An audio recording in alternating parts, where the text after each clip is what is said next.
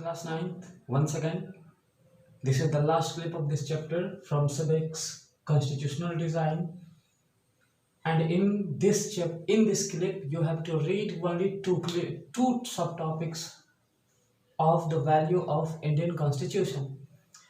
First of all, I want to say something about syllabus which was reduced by the CBSE. Approx 30% of syllabus in all over the subjects of 9th and 10th will be reduced, under which this chapter constitutional design you have not to read the constitution of South Africa. It means जो आप पढ़े थे segregation policy, apartheid system and constitution south Africa का, वो out of syllabus इस साल कर दिया है, तो उस पर ध्यान नहीं देना है। एंड आप जो इस चैप्टर में पढ़ चुके हैं आपको मैं वो बता रहा हूँ। देखिए यहाँ पे पढ़ाया गया है आप लोगों के द्वारा democratic constitution in South Africa, why do we need a constitution, जो कि नहीं पढ़ना है अब सिलेबस इसके बाद।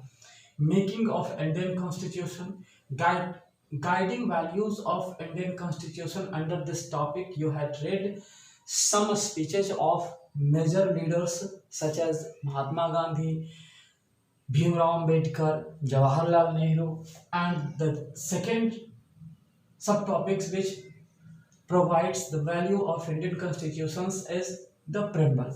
What means preamble?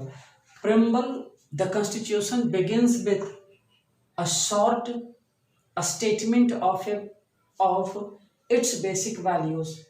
This is called preamble of the constitution. Constitution क्या होता है, जो स्टार्ट होता है वो शॉर्ट स्टेटमेंट से स्टार्ट होता है, एक सिंगल पेज में एक शॉर्ट स्टेटमेंट से स्टार्ट होता है, और उसी शॉर्ट स्टेटमेंट को जो पूरे कॉन्स्टिट्यूशन का वैल्यू बताता है उसे कहा जाता है preamble of the constitution. तो यहाँ पे हम देख रहे हैं कि ये जो प्रेम्बल है, इस प्रेम्बल के कुछ इम्पोर्टेंस भी है, कुछ ऐसी चीजें हैं जो प्रेम्बल का इम्पोर्टेंस बताता है। जैसे ये हमें क्या करता है कि हमें अपने कॉन्स्टिट्यूशंस को एग्जामिन करने में हेल्प करता है।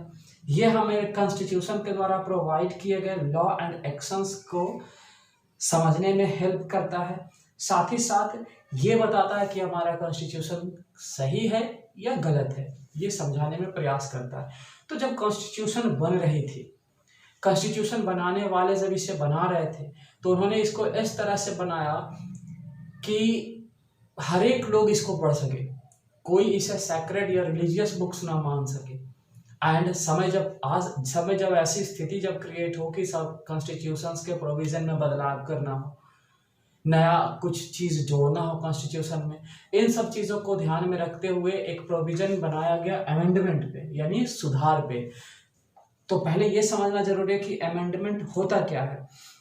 ए change in the constitution made by the supreme legislative body in the country. Constitution में किसी भी तरह का बदलाव जो सुप्रीम लेजिस्लेचर के द्वारा होता है किसी कंट्री में, तो उस बदलाव को ही कहा जाता है अमेंडमेंट, यानी सुधार, अमेंडमेंट ऑफ द कॉन्स्टिट्यूशन। और इसी के तहत क्या हुआ, जो नए नए सब्जेक्ट आए कॉन्स्टिट्यूशन में ऐड किए गए, जो प्रोविजंस पुराना हो गया उसे बदला भी गया। तो इस कॉन्स्टिट्यूशंस को बनाने में जो कॉन्स्टिट्यूएंट असेंबली थी, जो ड्राफ्टिंग कमेटी थी, उसमें से कुछ इंपॉर्टेंट लीडर्स थे जिसका हम नाम बता रहे हैं। आपको नाम सुनना है। नाम देखिए, सबसे पहला है सरदार वल्लभ भाई पटेल, अबुल कलाम आजाद, टीटी कृष्णाचारी, राजेंद्र प्रसाद, जयपाल सिंह, एचसी मुखर्जी, दुर्गाबाई देशमुख, बलदेव सिंह,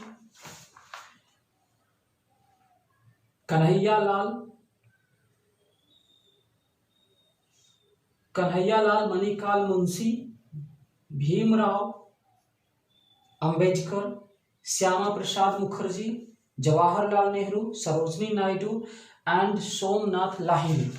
ये सब ऐसे लीडर्स थे जिन्होंने कॉन्स्टिट्यूशन को बनाने में अपना कंट्रीब्यूशन दिया। इसके अलावा आपका पेज नंबर 51 में इस पूरे इंडिया का जो प्रेम्बल है उसके बारे में भी यहाँ जिक्र किया हुआ है, जैसा कि मैं ऐसे पढ़ रहा हूँ, आप लोग ध्यान से सुने।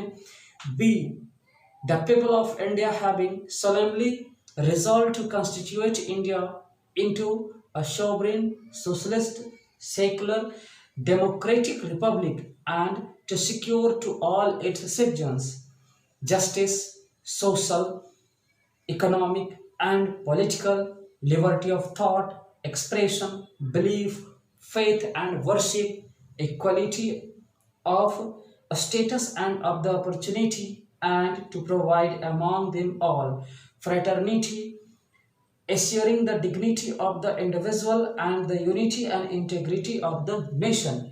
In our Constituent Assembly, the 26th day of November 1949, do hereby adopt, enact and give to ourselves the Constitution.